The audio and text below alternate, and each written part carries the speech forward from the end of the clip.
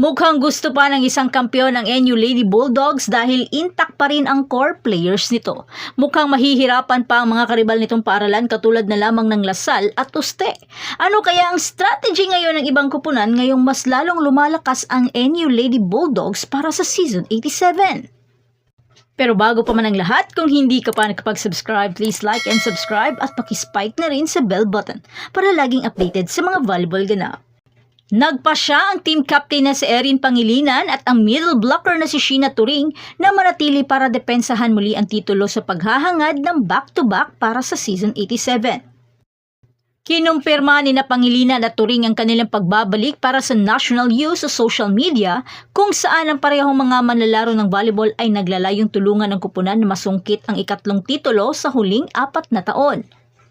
Matapos ang kanilang matagumpay na kampanya sa Season 86, ang National University Lady Bulldogs ay naghahanda pa rin para sa isa pang kapanapanabik na season kasama ang mga pangunahing manlalaro na sina Bella Belen, Erin Pangilinan, Alyssa Solomon at Sheena Turing na nagpapatunay ng kanilang pagbabalik.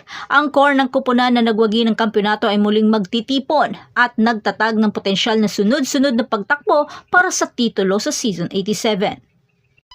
Redemption complete. Losing a few games was really hard mentally, but we remain strong and supportive. Optimism is the key to our success this season. There's still a lot to improve and we will work even harder next season. There's still a chapter to left to finish, so here's to one more year. Saad ito ni Sheena Turing. Ang mahalagang papel ni Sheena Turing sa pagkapanalo ng titulo sa Season 86, lalo na matapos harapin ang mga pagsubok sa nakaraang season, ay nagbibigay diin sa paglalakbay ng kupunan tungo sa redemption.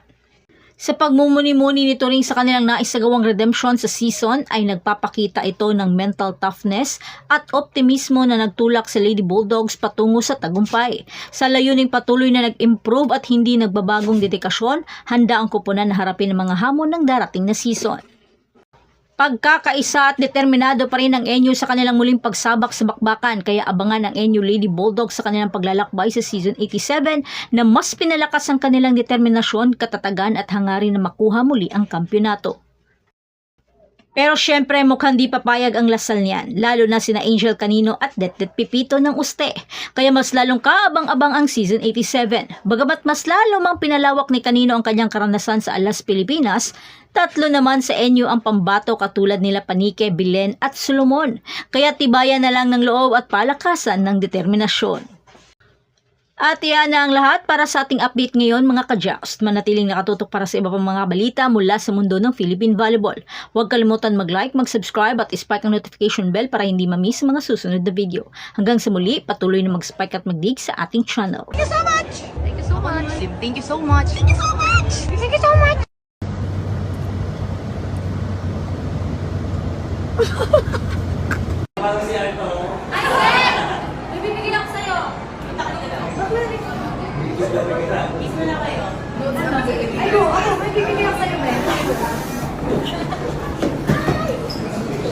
Baka mawalan ako dito ng scholarship. Ay! Hindi pwede. Mawalan din ako ng scholarship! Ay! Paborito na po natin! Ang dami ng klase mo, pang laman ako ng part. Bakit? Sinampay mo na yung sarili mo, babe. Ano ko na gawin? Kasi po,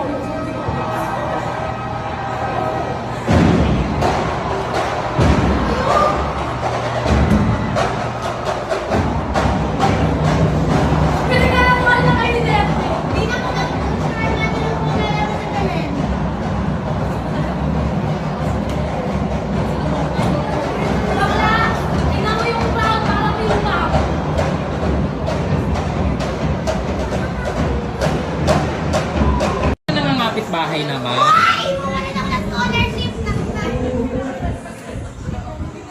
Baka mamaya makuha ko po. Ay, maling out yata si ate.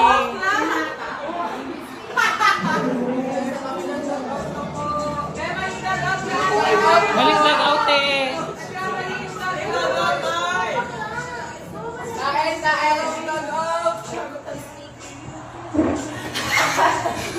Dami camera!